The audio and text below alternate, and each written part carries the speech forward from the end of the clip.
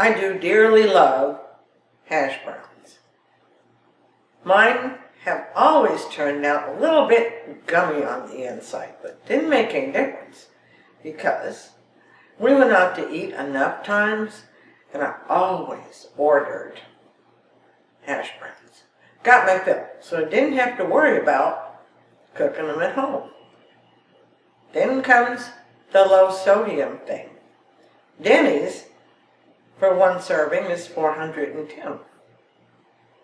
A Google search of restaurants showed that there really wasn't any place that we could go for a low sodium breakfast. Had to figure out why my hash browns turned out like they did and fix it. So I did. I have my grater. I'm going to grate, we like the peels on them. I'm going to grate my potatoes, and then I'm going to put them in here with ice water, put them in my refrigerator for about 15 minutes, and show you why I think they have always come out a little bit mushy on the inside. They don't do that anymore. I grated 2 potatoes. That's a lot of potatoes, but after a while I'm going to show you why I did so many. They're in this pitcher with ice and water, and it's really cloudy. Potatoes have been in the refrigerator for about 15 minutes. My water is kind of reddish. In here, potatoes are white. It does that even if I peel them first. It still does that. My thought process tells me that whenever I cook something, if I can do enough that I can use it again later without having to get all this stuff out, then that's what I should do. That's why we did so many potatoes. So, first thing I'm going to do is dump these out. There's a lot of thick in the bottom of this bowl. It's really thick. Because potatoes are a starch, I'm thinking that might be starch. I don't know. Because I don't know what it is. All I know is that this works. Then, I'm just washing the potatoes, and you can't see me do it, so just try to think I did it. When I squish out some of the water, I get a lot more thick stuff in the bottom here. I want these dry, so I'm using dish towel. I want these as dry as I can get them for our next step. Potatoes have quite a bit of water anyway. I put some of these potatoes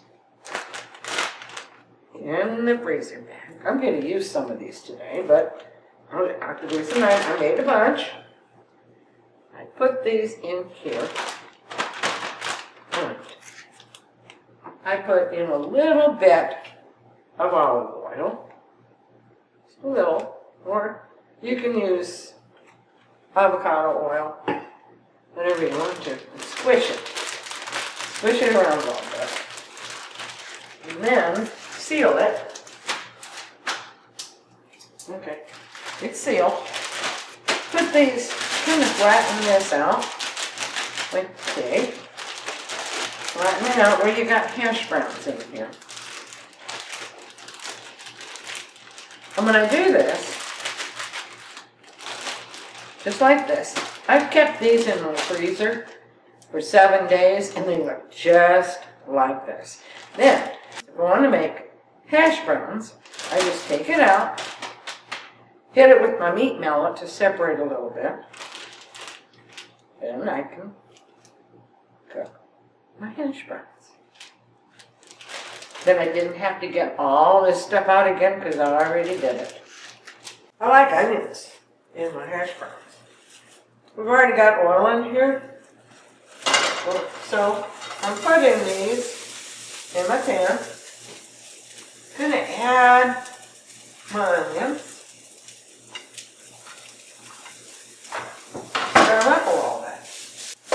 nice to have things like this in the freezer.